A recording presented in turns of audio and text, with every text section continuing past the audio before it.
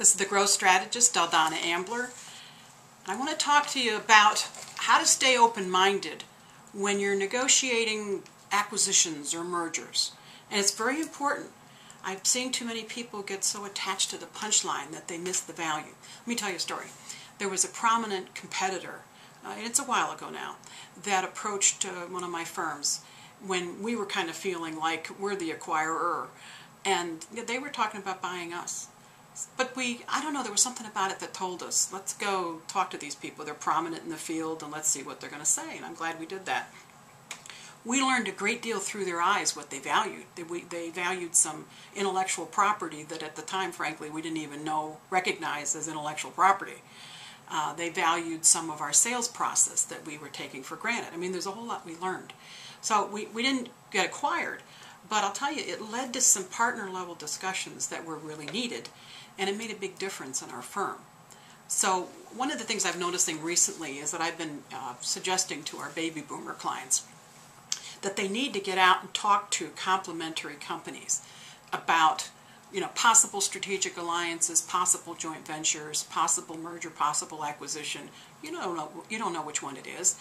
And basically, a deal will take about 5 or 6 what I call iced teas, sitting at a diner over an iced tea talking. It doesn't take a long time. In fact, I'm trying to suggest to people that the first meeting you have with somebody, it's just exploratory. You see whether or not you're going to be candid with each other. You'll learn about another business. It's great. That second meeting is the one that's the most important, where you really come back and say, here's what I heard you say last time. Here's what's important to us. What's important to you. What would it take for us to work together? Is it even possible? So if you're only willing to put in one meeting, don't even bother. It does take 2 meetings. Now, you don't announce this to your employees saying, I'm in my second meeting with John Doe. You don't get people nervous. But in fact, if you do enough of these meetings, enough of this exploration, it is part and parcel of your job as president. Your employees don't overreact when you're meeting with a competitor or a complementary company. So you could be in the 4th and 5th and 6th iced tea talking about a merger, and you didn't have to tip your hand to anybody if it becomes a natural part of your schedule. All right, so I want to tell you a story about one of my clients that has been doing this. She went and talked to one company about a potential, I don't know if they started as a merger, but let's call it that. And it was pretty clear that the cultural fit just wasn't there. And even though they got pretty far in talking about the terms and who would do what, she could tell that this wasn't going to be where she'd end up. But oh my goodness, did she learn a ton about herself, and it refined her negotiating skills, and she ended up feeling more ready for the next negotiation, and it's helping her right now. The second thing that happened, another client went out and was negotiating with people, and they're a baby boomer, and presented what they were looking for. They're looking for a strengthened back of the house, basically. And what happened was ironic.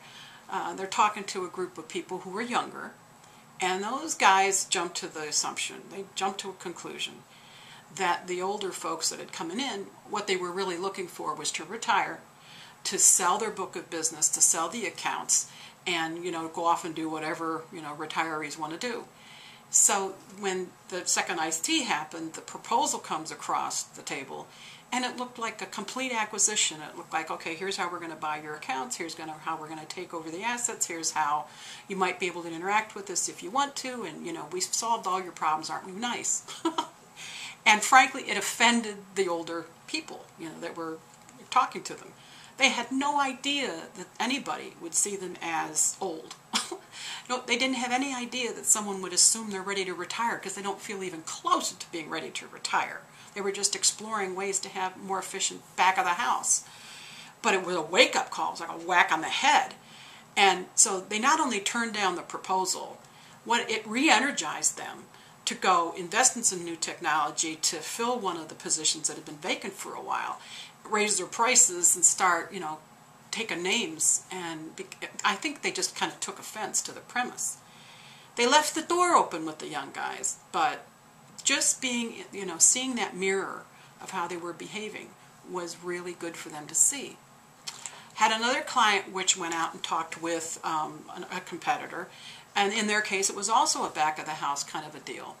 The first time that the proposal came, it just missed the mark. It definitely didn't work.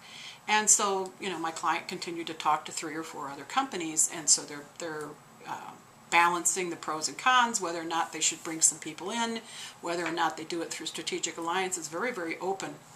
And the first company comes back to them and gives them another proposal, saying, we've thought about it some more, here's what we think we can do to sweeten the deal.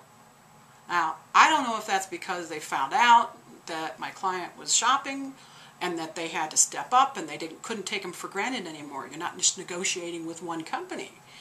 But I got to tell you, my client has much better skills in negotiation, much more aware about what they have to offer from having talked with multiple companies. So there's my advice to you.